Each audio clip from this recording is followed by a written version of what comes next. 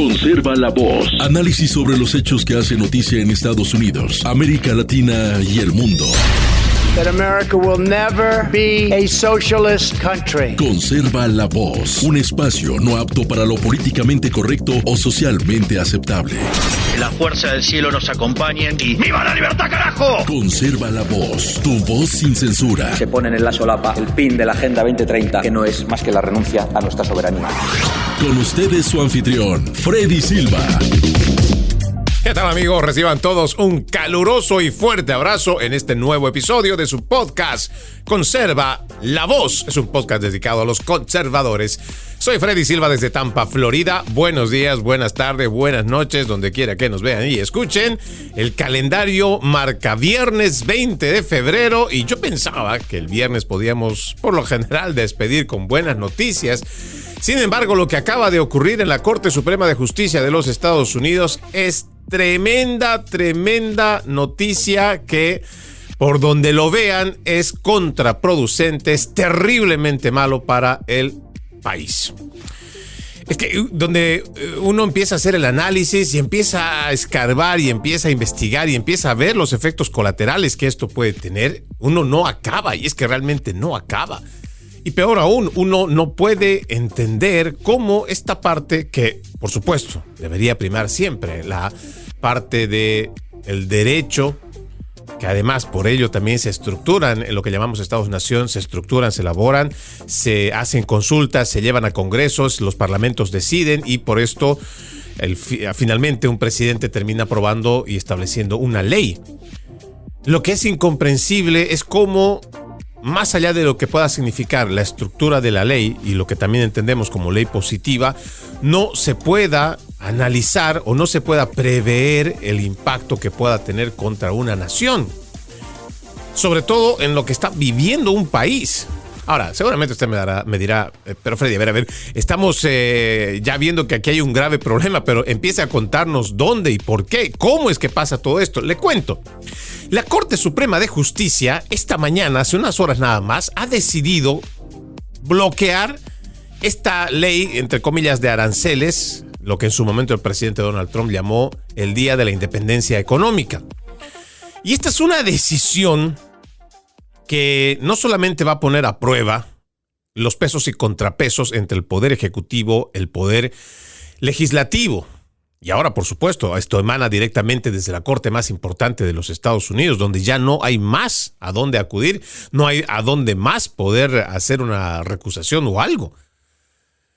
A ver, le voy a ir explicando de a poquito para que usted vaya entendiendo. Vamos a hacer la lectura de este artículo. Creo que entre los que he podido recoger, el más completo de todos es el que hace el Fox News, foxnews.com, para que nosotros vayamos viendo la forma en cómo esto va a afectar y por qué esto, además de ser noticia, debería ser de preocupación. Claro, mucha gente va a decir al final, pero bueno, estas son decisiones políticas que allá entre políticos lo arreglarán. Nosotros, Pepito, Juanita, que tal vez tenemos nuestro pequeño negocio, igual de limpieza, de construcción o de cualquier otra índole, ¿de qué forma nos puede afectar?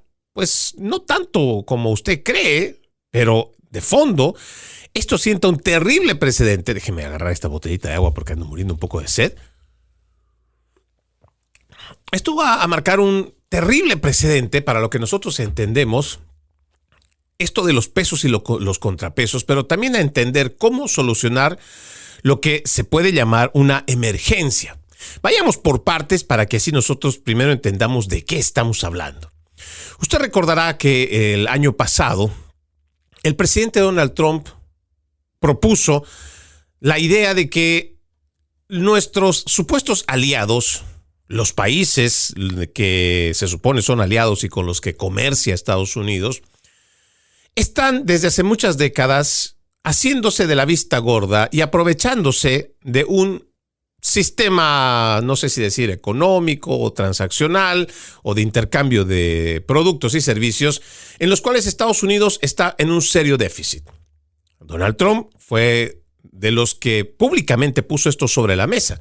Esto se hablaba mucho desde los años 90 y había un Congreso demócrata, cuando todavía estaba presente Bill Clinton, que abiertamente, yo recuerdo muy bien, y usted podrá encontrar declaraciones de la misma Nancy Pelosi y hasta la misma gente del Partido Demócrata, hacer referencia de que Estados Unidos tiene un terrible déficit comercial. ¿Basado en qué? En que Estados Unidos, al ser un país muy consumista, muy consumidor, entonces importa todo tipo de productos. Y estos productos, en la mayoría, ya sea porque quieren hacer un acuerdo que beneficie a sectores indígenas, sectores agrícolas, gente necesitada, puede que en una región, en un país, estén levantándose de una guerra civil o estén pasando por una sequía, algún problema del cambio climático, como siempre le han venido nombrando. Entonces, Estados Unidos, poniendo en consideración muchos de estos factores, ha hecho que estas personas o estos países que quieren traer sus productos para los Estados Unidos, además de poderlo importar, lo pueden hacer con muy bajos aranceles. Entonces, claro, de ese lado, del que exporta, pues están felices.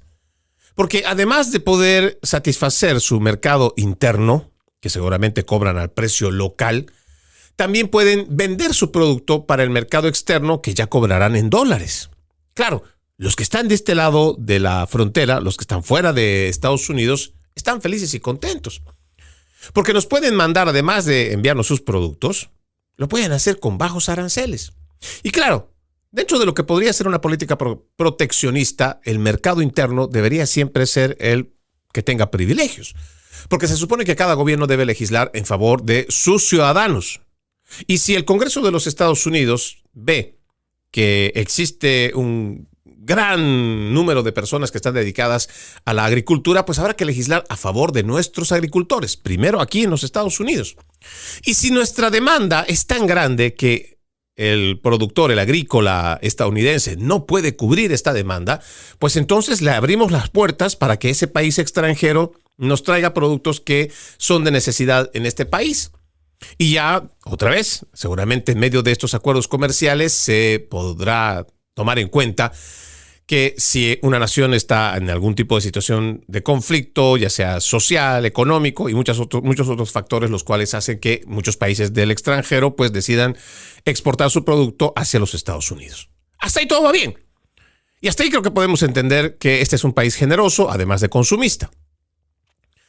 Pero entonces el presidente Donald Trump dice, a ver, ya tenemos décadas, empezando por nuestra némesis China, que se beneficia al exportarnos todo tipo de productos. Muchos de estos son basura. Y no me va a decir usted que no. Mucho producto que viene directamente desde China, que no es de calidad óptima, son prácticamente desechables. Y eso también ha pasado en las últimas 3 décadas, que al reducir costo también han reducido calidad.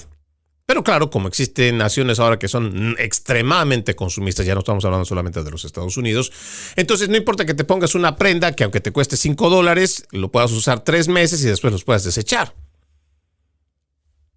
El pensamiento de la gente ha cambiado, pero hay todavía personas que prefieren sacrificar un poco más de dinero, aunque sea pagar $30, por una prenda que tenga calidad óptima y que sabe que esa camiseta, blusa o prenda de vestir la va a poder utilizar más de 1 o 2 años.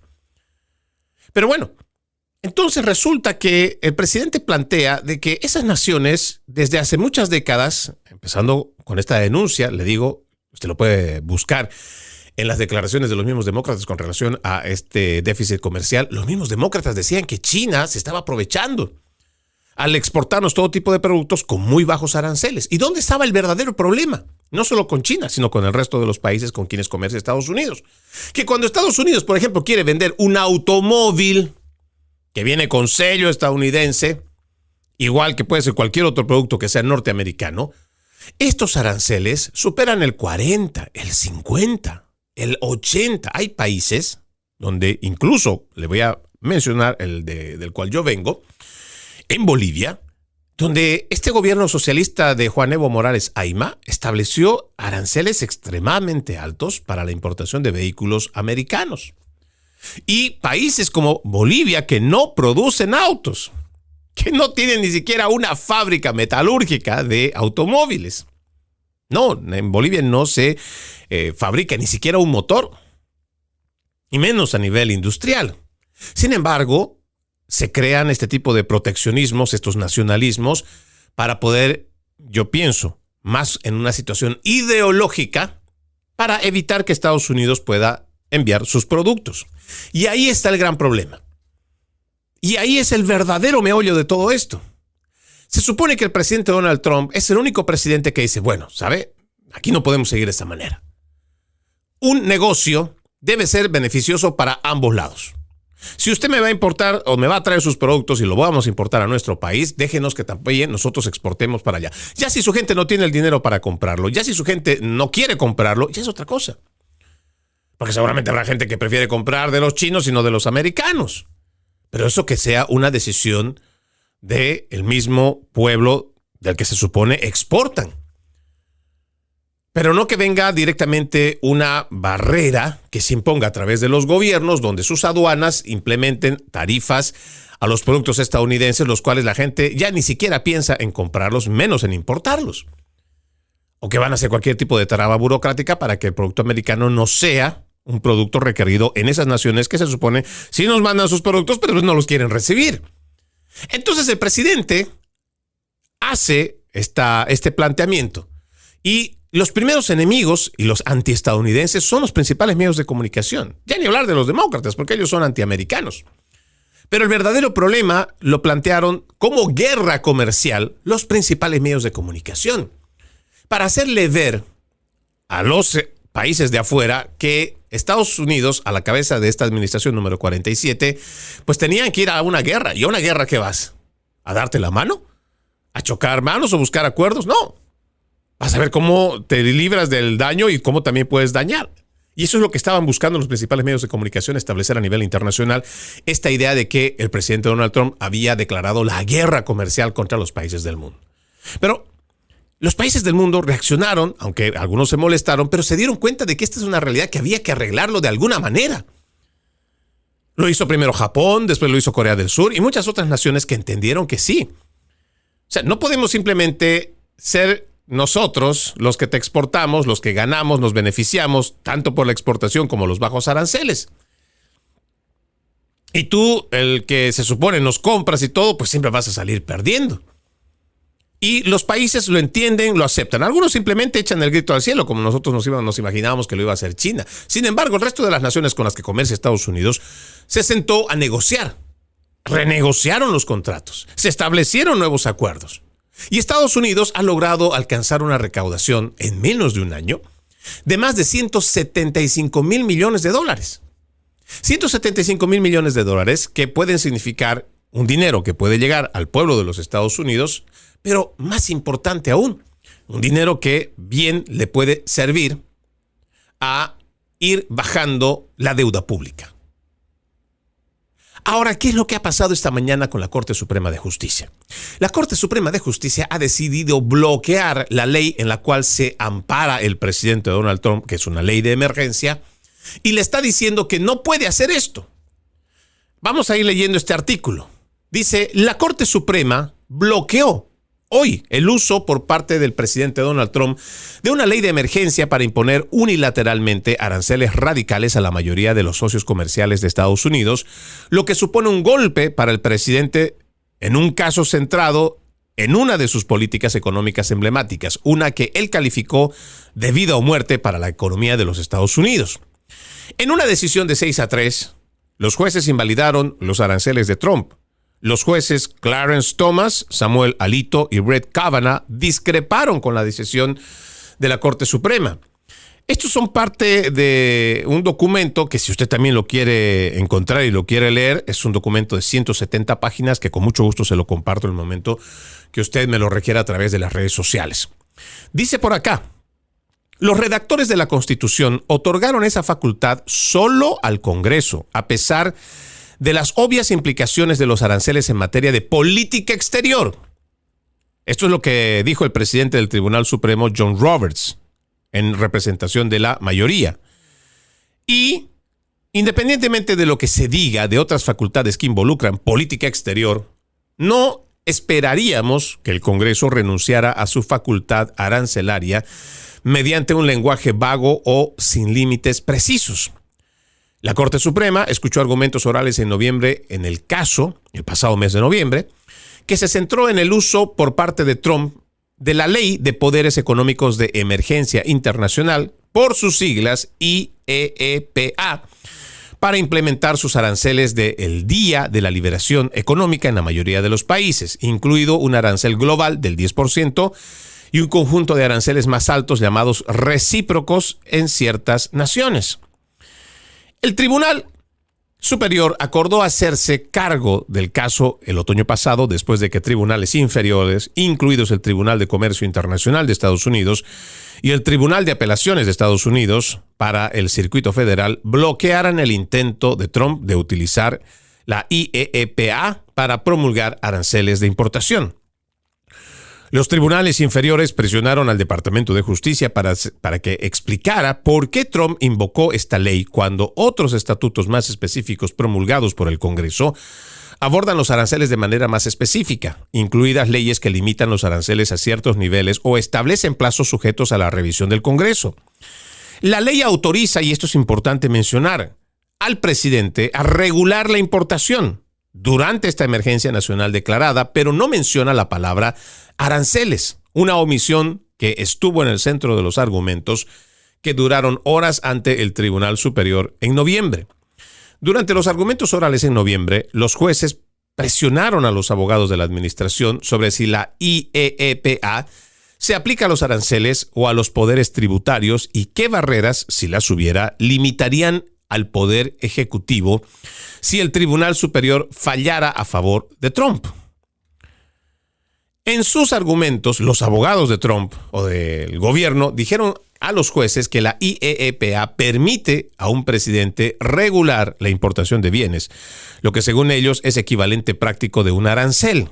Pero los jueces, incluidos los designados conservadores de Trump, se mostraron escépticos y presionaron a la administración sobre si alguna vez hubo otro caso en el que una ley haya usado ese lenguaje para conferir el poder que Trump busca. Otros jueces conservadores cuestionaron si el presidente podría utilizar bajo la ley un equivalente económico a los aranceles como sanciones, embargo, licencias y cuotas. Los abogados de la administración Trump han argumentado en tribunales inferiores que la IEEPA permite a un presidente actuar en respuesta a amenazas inusuales y extraordinarias en casos en que se ha declarado una emergencia nacional. Trump ha afirmado que los déficits comerciales profundos y sostenidos constituyen una emergencia nacional suficiente para activar sus poderes ejecutivos bajo la ley de emergencia. El Departamento de Justicia instó a la Corte Suprema a permitir que los aranceles permanezcan vigentes, advirtiendo que negarle a Trump la autoridad arancelaria bajo la IEEPA expondría a nuestra nación a represalias comerciales sin defensas efectivas. Los demandantes argumentaron que en los 50 años transcurridos desde su promulgación, ningún presidente ha utilizado la ley para imponer aranceles. También argumentaron que, según la propia administración, el déficit comercial mencionado por Trump ha persistido durante casi 50 años, un hecho que, según afirman, desmiente su afirmación de que existe una emergencia nacional o comercial inusual y extraordinaria. Argumentaron que autorizar a Trump a utilizar la IEEPA para continuar con sus aranceles universales ampliaría drásticamente el poder ejecutivo a expensas de las otras ramas del gobierno. A principios de este año, los jueces de un panel de 3 jueces del Tribunal de Comercio Internacional de Estados Unidos votaron por unanimidad para impedir la entrada en vigor de los aranceles de Trump, dictaminando que, como comandante en jefe, Trump no tiene autoridad ilimitada para imponer aranceles en virtud de la ley de emergencia. El Tribunal de Apelaciones del Circuito Federal de Estados Unidos también rechazó el uso de la IEEPA por parte de la administración Trump.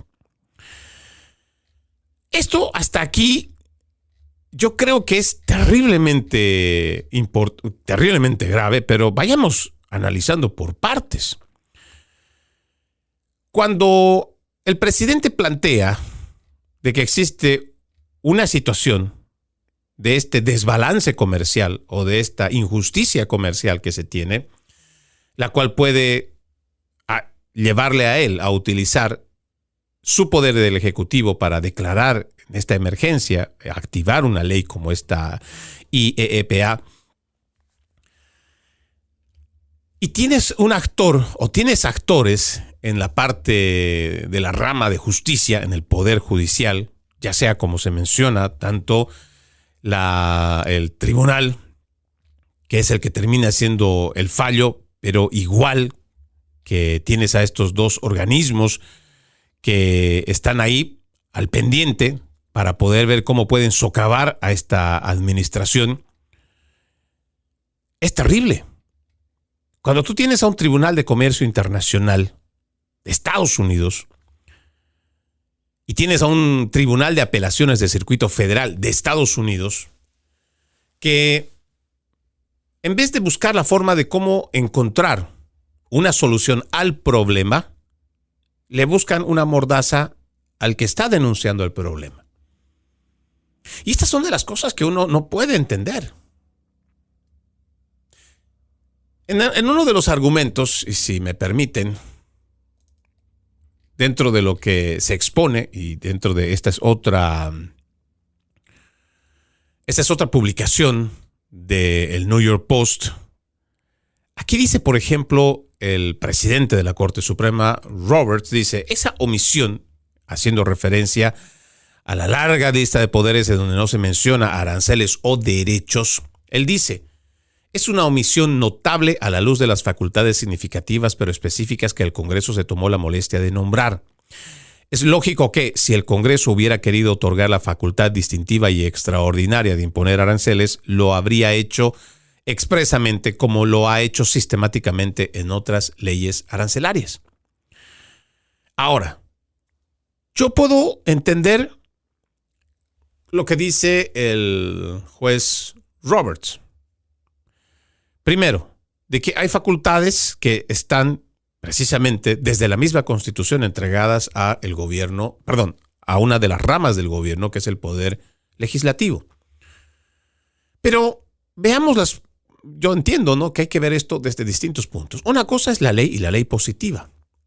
Pero si hacemos comparaciones, no siempre la ley positiva está hecha o va a beneficiar a la mayoría de las personas. Hay leyes positivas que en la historia simplemente han demostrado que no sirven, que no funcionan.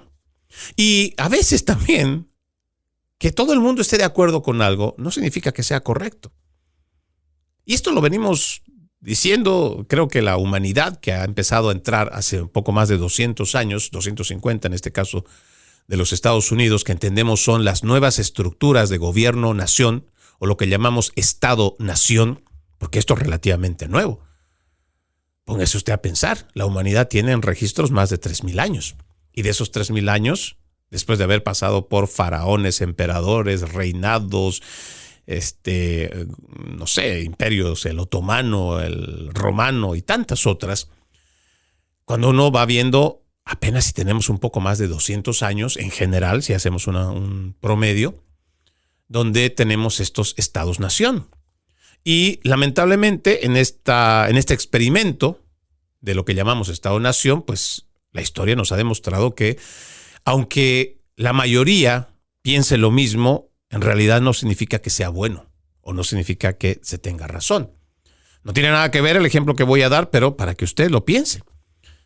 Muchas de las leyes que se aprobaron durante la Segunda Guerra Mundial, el pueblo alemán lo aprobó a través de su Congreso. Claro, había un Adolf Hitler que tenía el poder magnánimo de poder decidir. Y total, lo que decía él era ley. Sin embargo, muchas de las leyes se redactaron, se estructuraron, se sometieron a votación y se permitió que el pueblo alemán participe. Y como esto podemos mencionar muchas leyes en el mundo, los cuales han sido contraproducentes contra sus mismas sociedades. Por eso es que no necesariamente toda ley positiva o que venga del aparato político necesariamente va a ser bueno para los ciudadanos. Sin embargo, lo que nosotros entendemos es que si bien se estructuran y se elaboran este tipo de leyes, el pensamiento que nos da a conocer, incluso los mismos jueces que son conservadores, es a futuro, ¿no? Por ejemplo, si usted revisa lo que en algún momento dice el juez Kavanaugh, Además, según el gobierno, los aranceles de la IEPA han facilitado acuerdos comerciales por billones de dólares, incluyendo acuerdos con países como China, Reino Unido y Japón, entre otros. La decisión de la Corte podría generar incertidumbre con respecto a dichos acuerdos comerciales. En cualquier caso, la única cuestión que se debate hoy ante la Corte es de derecho. Pero él hace una acotación muy interesante. Por ejemplo, él menciona de una recaudación de estos 175 mil millones de dólares. Ahora, ¿cómo se los devuelve? Y también habrá que contemplar cómo es que Estados Unidos queda expuesto ante demandas de los países que se supone han estado presionando.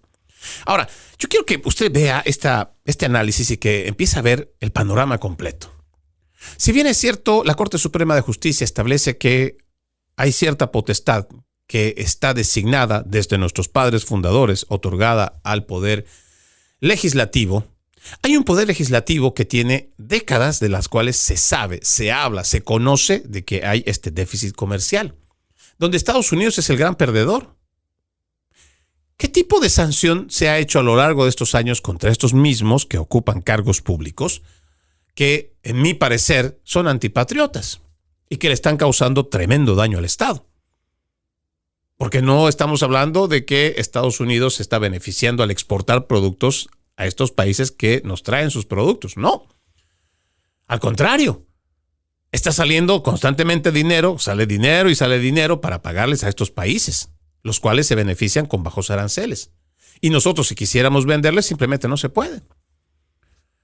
Pero ¿cuál es la responsabilidad política que tienen estos funcionarios del Congreso? Ninguna. Ahora, para mí más importante, y si yo quiero ir jalando este hilo para que usted lo pueda entender, dentro del gobierno de los Estados Unidos hay lo que se llaman lobbies. Lobbies que no necesariamente podrían ser solamente de estadounidenses.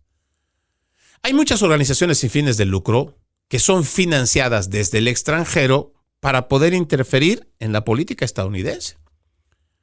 Y no le estoy hablando solamente de los chinos, que son los más abiertamente descarados que buscan la forma de cómo meter sus narices en nuestra política.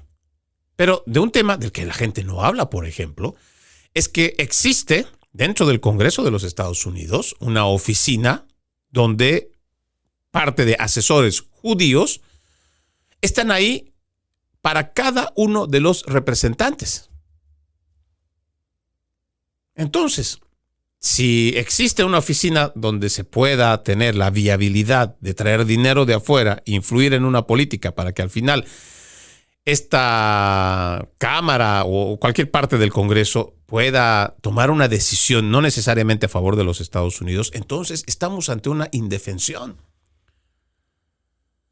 Si tienes un presidente patriota como el de la administración número 47, el presidente Donald Trump, que dice: no se puede hacer negocios de esta manera. Él es un hombre de negocios. Se supone que en un negocio, pues ambos tenemos que salir ganando.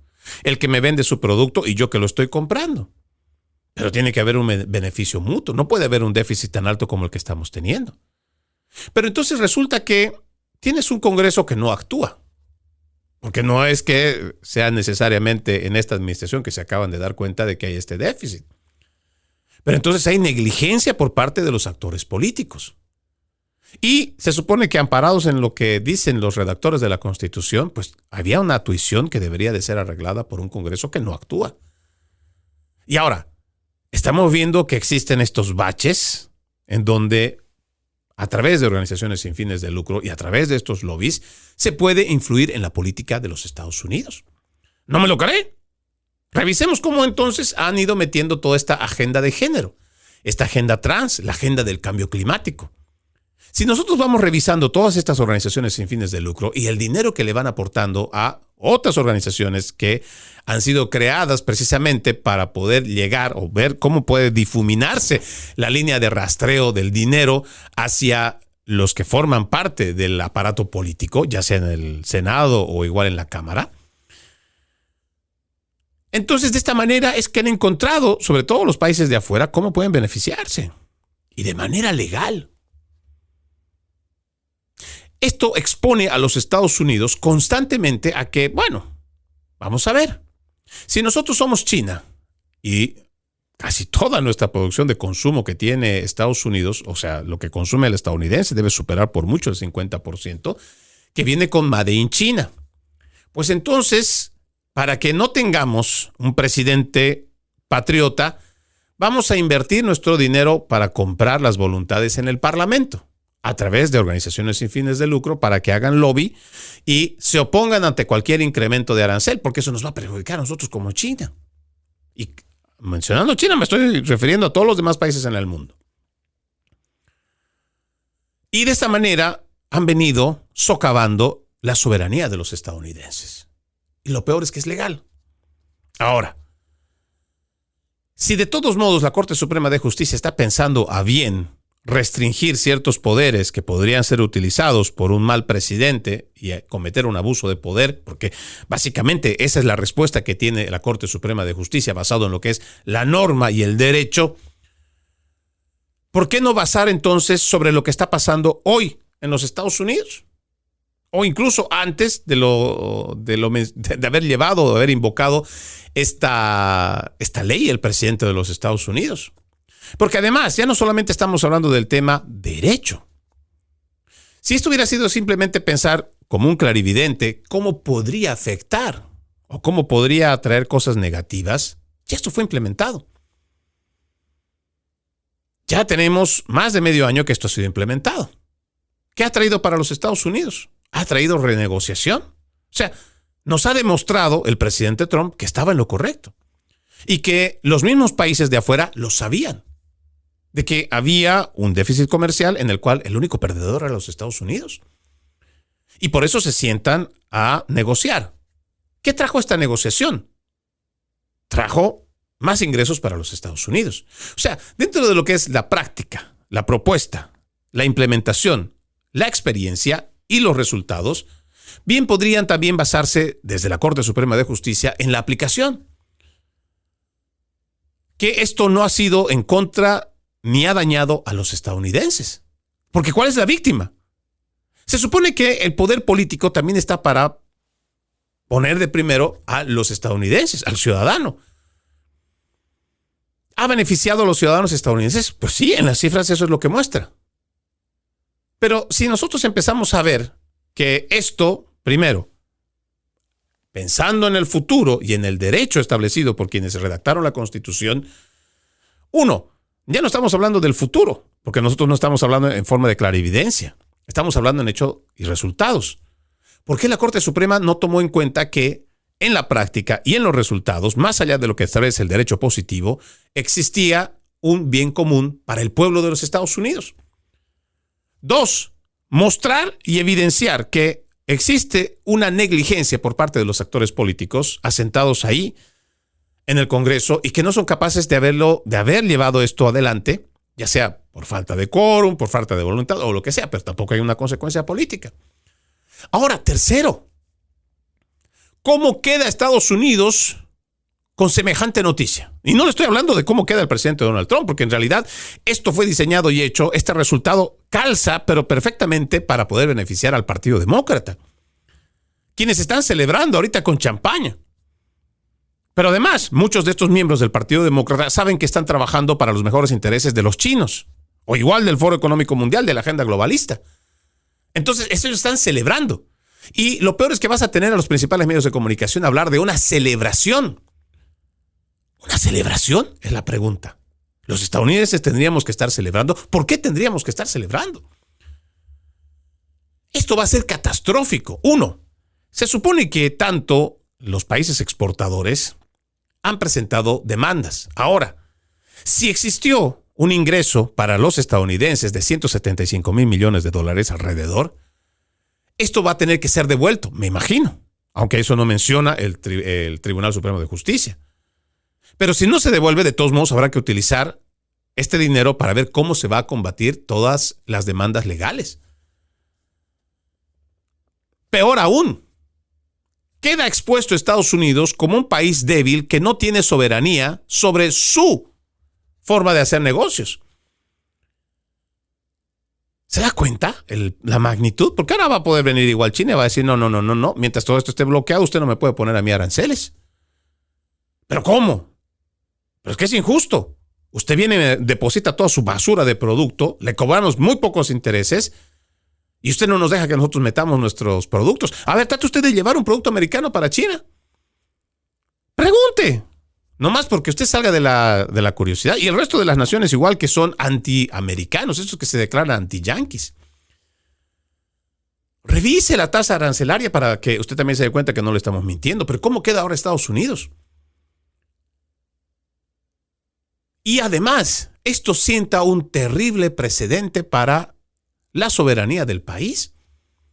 Porque quiere decir que, ya sea mediante este organismo, el Tribunal Superior de Comercio de los Estados Unidos, o igual cualquiera de las cortes inferiores, quiere decir que pueden atacar al mismo pueblo de Estados Unidos en nombre del derecho. ¿Cómo se va a defender ahora Estados Unidos? Y lo más grave, yo pienso que usted ahora que está empezando a hacer este análisis, dése cuenta. Al empezar a revisar Telemundo, Univisión, NBC, los demás de la prensa progresista, todos estos aliados de los demócratas, fíjese cómo van a salir en defensa, por ejemplo, de los aranceles de México. Van a decir que es una gran victoria. ¿Una gran victoria para quién? Pregúntese usted. Un gobierno como el que ahora mismo preside Claudia Sheinbaum, que su predecesor, Andrés Manuel López Obrador, benefician y todavía siguen beneficiando a el crimen organizado. ¿Vamos a celebrar? Porque estos aranceles ahora le va a dar la razón a un país tan hostil como China contra los Estados Unidos. Y no más, fíjese el nivel de estupidez que tienen los demócratas. Con tal de arruinar cualquier decisión o buen proyecto, o igual cualquier ley que quiera llevar adelante el presidente Trump, su antitrumpismo es más grande que cualquier cosa. Así esto implique el deterioro económico de los Estados Unidos y cualquier otra consecuencia que vaya a salir de este fallo que ha sacado la Corte Suprema de Justicia. Créame, es una decisión bastante dura, nefasta. No contra el presidente Trump, como la gente trata de hacerlo ver, sino contra el mismo Estados Unidos. Más allá de lo que tengan las consideraciones expuestas en estos 170 hojas del fallo de la Corte Suprema, más allá de estar amparados en lo que es el análisis del derecho, ¿dónde queda el derecho de la soberanía estadounidense? ¿Dónde queda el derecho de defensa, de defenderse? Porque aunque usted no lo vea de esa manera, si tenemos a un vecino hostil, como lo es México, porque es un vecino hostil, hay que decirlo como es, aunque usted no lo quiera reconocer porque la televisión le está hablando de que México lindo y querido, sí, México es un país precioso, que tiene mucha cultura, que tiene muchas comidas, tiene mucha riqueza, pero ¿y su gobierno? ¿Usted va a decir que no es un gobierno hostil? Un gobierno que durante la administración de Andrés Manuel López Obrador ha permitido la invasión migratoria de más de 12 millones de indocumentados, que tanto ellos como nosotros no se permitió el control. ¿Me va a decir que no es un gobierno hostil el que tranza con el crimen organizado, el que permite que se fortalezca, el que crece ese crimen organizado a través tanto del coyotaje con toda esta inmigración que se aprovecharon, el meter el fentanilo que mata a cientos de personas al día, y el tráfico de armas, que ya no solamente estamos hablando de que vienen aquí, compran las armas y se lo llevan para México, no, arman a los mismos chicos aquí, y las matanzas que están habiendo en la mayoría de las ciudades donde polulan las pandillas, se están matando por el control territorial para ver dónde venden sus drogas, toda su basura de fentanilo. ¿Me va a decir que eso no es una hostilidad de un gobierno? Pero ahora vamos a celebrar, como lo va a decir seguramente Univisión o Telemundo, de que hay que aplaudir y que al fin algún tipo de alivio para los mexicanos. No se crea ese cuento, y mucho menos si estamos hablando de China. China es la que exporta todos los precursores del fentanilo. El principal enemigo de la drogadicción y el que realmente foméntalo es China. ¿Qué han hecho para poder reducir eso? Nada. Ojo, los precursores del fentanilo en China son prohibidos y al que trafique lo ejecutan. Fusilamiento al traficante. Pero esos mismos precursores que son prohibidos comercializar en China, sí son permitidos exportarlos. O sea, a nosotros no nos traigan basura que mate a nuestra gente, pero nuestra basura la podemos exportar. ¿Y dónde exporta China eso? A los Estados Unidos. ¿A dónde llega? A los puertos mexicanos, donde el crimen organizado los recibe, los procesa y se los manda aquí a los Estados Unidos. ¿Y me va a decir que no es un gobierno hostil? ¿Que no es un vecino hostil? ¿Y ahora qué hacemos igual? Tanto con China, con México. Y el resto de las naciones que seguramente ahora se van a reír. Porque quiere decir que hay un presidente que sí está dispuesto a hacer prevalecer los derechos de su nación. America first. Pero tienes tanto una corte o igual cortes inferiores o cualquier otro partiducho como el demócrata que prefiere ser antiestadounidense. Hay muchas cosas serias. Le digo, aquí hay una publicación interesante que también pude ver que habla sobre el tema de ¿y ahora qué hacemos? Todavía no hemos encontrado una declaración por parte del presidente Donald Trump. Sin embargo, dice, la propia Corte Suprema señaló que la administración de reembolsos y aranceles presentará dificultades logísticas y administrativas significativas. Miles de millones de dólares en derechos ya recaudados, reclamos complejos de reembolso por parte de los importadores, una fuerte presión sobre las aduanas y protección fronteriza y probablemente litigios prolongados sobre elegibilidad y montos. Aumentando el impacto fiscal, la legislación de recortes fiscales, o BBBA, promulgada recientemente, se estructuró con la expectativa de que los ingresos continuos por aranceles compensarían parcialmente la reducción resultante en los ingresos fiscales ordinarios. Esto es importante. Con aproximadamente 175 mil millones de dólares en recaudaciones de aranceles, ahora sujetos a reembolso, que no sabemos, no está confirmado, esa compensación anticipada desaparece. Ahora, la gente dice, pues, ¿de qué y cómo nos va a afectar esto directamente a nosotros como ciudadanos? Pues en el bolsillo. Cuando se supone que este ingreso podía compensar la deuda pública que tienen los Estados Unidos, a ver, déjeme ver, nomás para poder estar seguros de lo que es ahora mismo la deuda de los Estados Unidos. Esta es una página que yo siempre les recomiendo a muchas personas que lo puedan ver. Esto es en tiempo real. usdevclock.org. La deuda nacional en este momento supera los 38.710.947 millones de dólares. O sea, son trillones. 38 trillones de dólares. Ahora usted me dirá, entonces, ¿cómo esto afectará a nuestro bolsillo? Mire, según estos datos, cada ciudadano tiene una deuda pública de 112.819 dólares hasta este momento.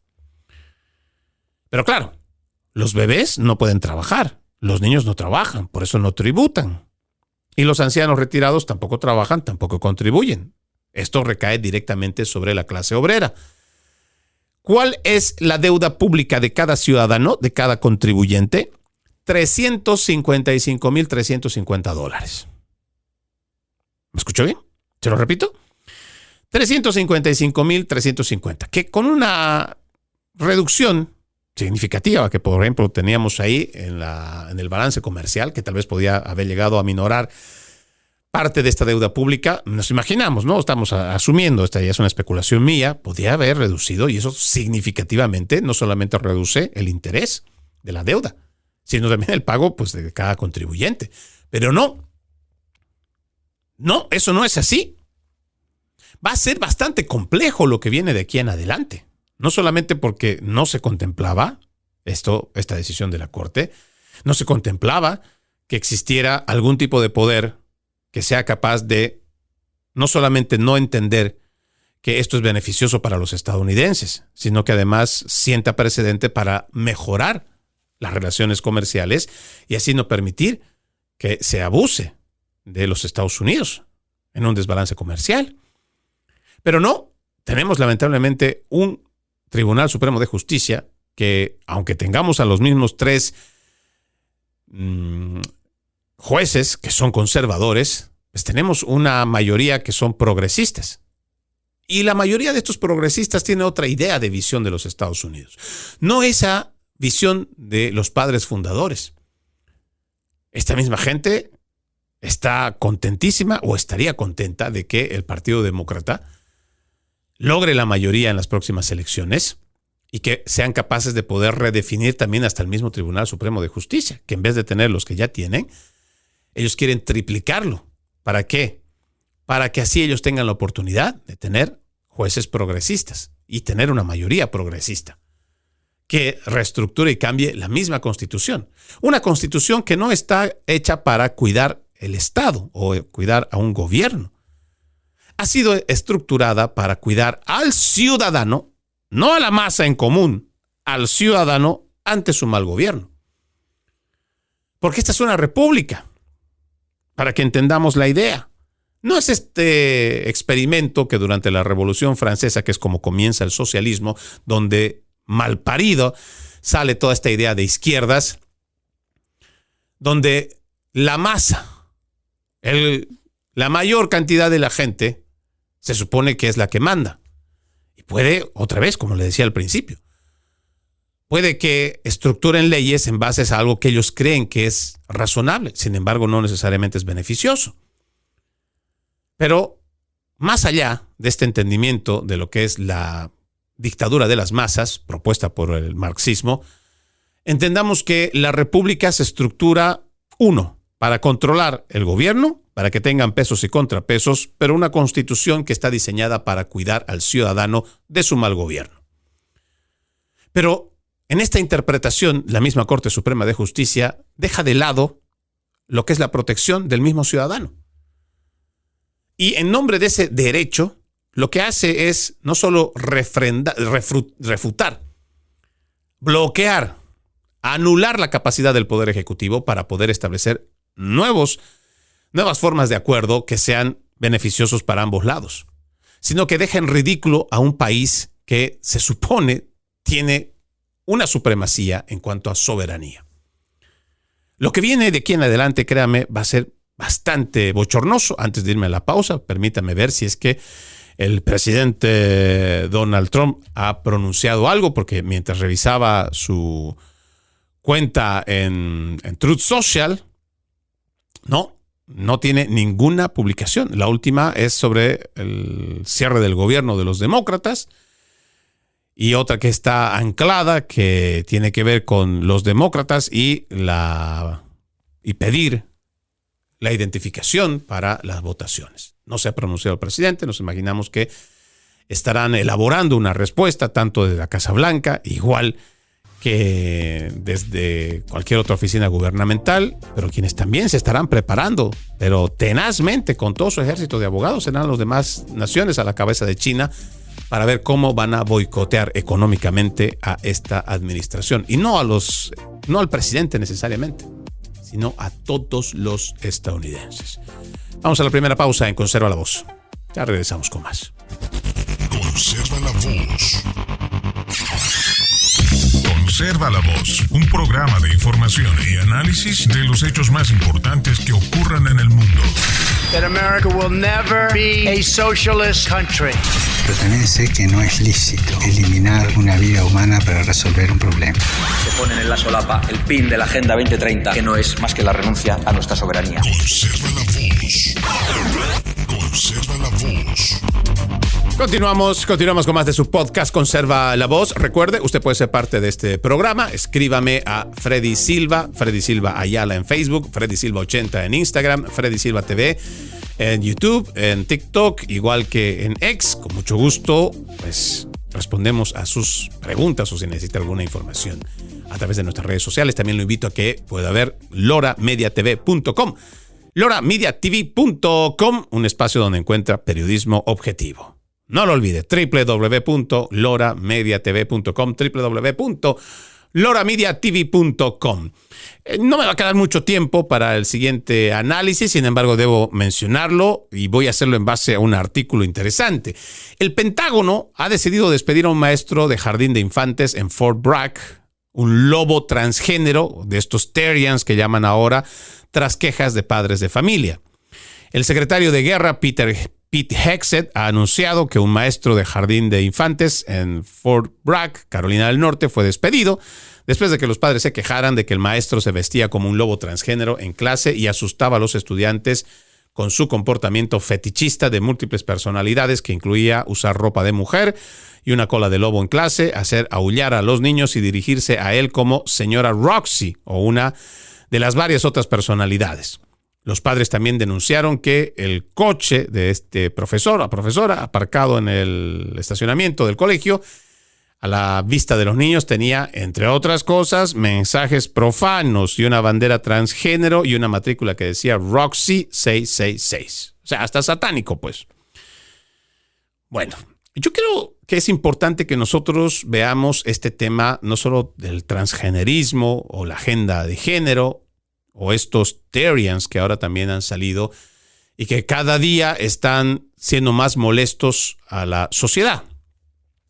Mucha gente puede interpretar que esto se trata de algo sin sentido, que no lo tiene, claro, no tiene sentido lo que están haciendo, o que es una moda pasajera.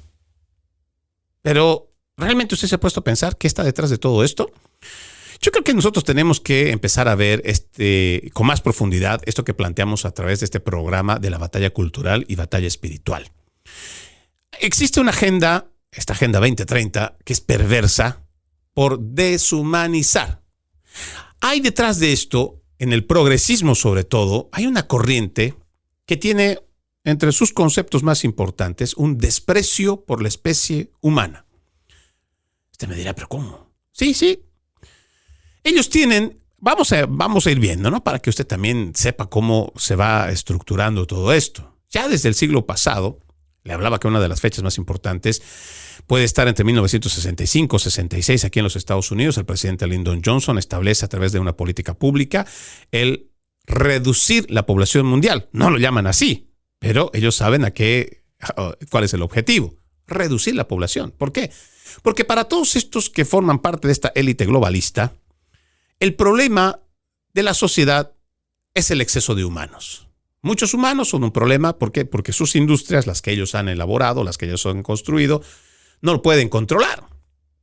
Muchos humanos también son problemas de hambre, problemas sociales, igual que conflictos. Peor aún, revueltas, revoluciones, cosas que ellos no pueden controlar, o por lo menos su estructura de Estado-nación que ellos han elaborado o que ellos han estructurado, sobre todo el siglo pasado y lo que va de este siglo XXI, pues se vendría todo abajo. Porque usted revise quiénes son los mismos dueños de estas industrias. La energética, la de la comida, de vestimenta, de la comunicación, de la farmacéutica, de la médica, todos son los mismos dueños. Entonces esta gente ya desde el siglo pasado viene elaborando estructuras o por lo menos ideas, los cuales hagan cambiar paradigmas y cómo convencer a la humanidad de que la humanidad es el problema. Usted va a escuchar incluso en las mismas Naciones Unidas referirse a las personas como la plaga. Sí, a la humanidad hacen referencia como la plaga. Y entonces el problema, ¿cuál es? La humanidad. Es esa plaga que hay que exterminar. Y para poderla exterminar, pues ellos quieren usar muchos mecanismos. Pero el más importante es establecer que exista un desprecio por la clase humana. Ahora, yo entiendo y estoy convencido de que el problema más grave del ser humano es su condición humana. Porque hemos cometido cosas atroces desde 3000 años antes de Cristo, 2000 después, y seguimos en las mismas cosas. Estas generaciones nos tratan de decir que en base a la tecnología hemos logrado ser una sociedad civilizada y evolucionada. Mentira. Revise lo que hemos venido haciendo en los últimos 5000 años y se va a dar cuenta que seguimos haciendo cosas atroces. Y eso lo puedo comprender. Pero de ahí a que nosotros despreciemos a nuestra propia especie, ¿cómo lo haríamos y por qué lo haríamos? Empezamos con paradigmas, lo que llamamos ingeniería social. A las personas que antes tenían familias numerosas de 7, de 10, de 11, 12 hijos, empezaron a crear frases para avergonzar a estos que tenían muchos hijos para que no los tengan. Indirectamente avergonzarse de la especie humana. ¿Cómo puedes tener más hijos? Seguramente no tenías televisor en casa. Seguramente no había otra forma de divertirse. ¡Uy, qué grave! ¿Cuántos hijos? ¡Por Dios! Pero eso no fue suficiente. Se estructuraron, y usted puede revisar el documento NS-200 del señor Kissinger, donde se estructuran estas mismas, o sea, cambiarle conceptos a la gente para que acepte este desprecio a la especie humana. El siguiente paso fue el tema del aborto. Con el aborto ya no quieren llamarle ser humano a ese ser concebido al momento de la relación sexual y la unión del espermatozoide con el óvulo. No, le quieren llamar feto, bolsa de células, cosa. Y que si no ha dado a luz la mujer, no es una persona. ¿Se da cuenta? El desprecio humano, cómo empieza a llamársele derecho al asesinato del mismo ser humano. Pero es parte de esta agenda. Y después hay que ridiculizar al mismo ser humano. Por eso es que se da rienda suelta a toda esta agenda de género, agenda transgénero y ahora ese transespecismo. Para ridiculizar al ser humano, para volverlo animal. Sí, somos parte de la creación de Dios, pero nosotros tenemos la diferencia de ser animales racionales y no somos animales salvajes, irracionales. Pero no, toda esta agenda tiene ese propósito de desprecio por la especie humana. Porque entonces así va a ser más fácil poder legislar.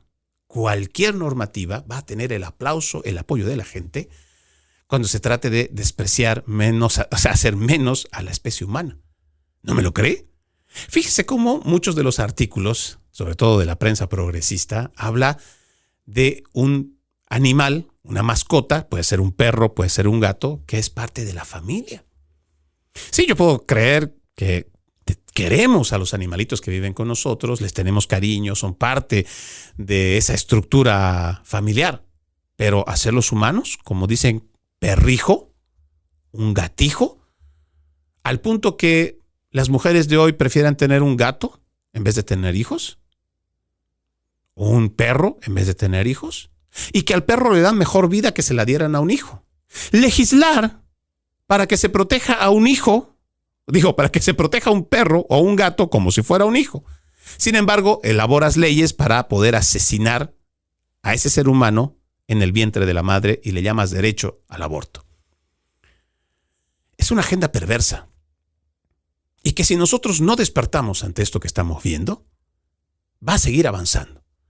Y cada vez va a seguir influyendo de una manera en la cual vamos a aceptar y vamos a normalizar este desprecio por nuestra especie humana. Al punto que cuando hablemos de que en una guerra murieron 5,000 personas. Bueno, seguramente son o radicales, son personas que no son buenas y quién sabe qué. Bueno, se pueden horrorizar al principio, lamentar después, pero ya. Total es la muerte de personas que estaban en conflicto, querían matarse y ahí estaban con armas, pues se mataron. O después podemos decir fácilmente que se crearon una pandemia, empezaron a ponerle líquidos experimentales y desaparecieron personas o las enfermaron. Total. Se puso esa mal llamada vacuna porque quiso. Su problema. Y tantas otras narrativas que se implementan para que nosotros aceptemos el desprecio por nuestra especie humana. Sin saber que el derecho a la vida es el derecho fundamental. Porque en ese derecho a la vida se contempla una dignidad humana, una dignidad inherente por el solo hecho de ser seres humanos. Que una vez que tú convences a la gente de que esa dignidad no existe, puedes hacer lo que sea con ese ser humano. Y si no reflexionamos al respecto, lo que queda de nuestra propia especie humana, créanme, va a ser más masacrada que nunca y nadie hará nada para evitarlo. Soy Freddy Silva desde Tampa, Florida. Buenos días, buenas tardes, buenas noches, donde quiera que nos vean y escuchen. Antes de irme, permítame leer este extracto de la palabra. En aquel tiempo, los discípulos de Juan fueron a ver a Jesús y le preguntaron: ¿por qué tus discípulos no ayunan mientras nosotros y los fariseos sí ayunamos? Jesús les respondió: ¿cómo pueden llevar luto los amigos del esposo mientras él está con ellos?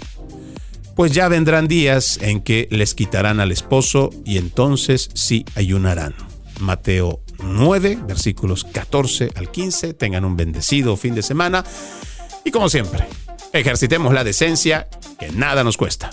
Permiso.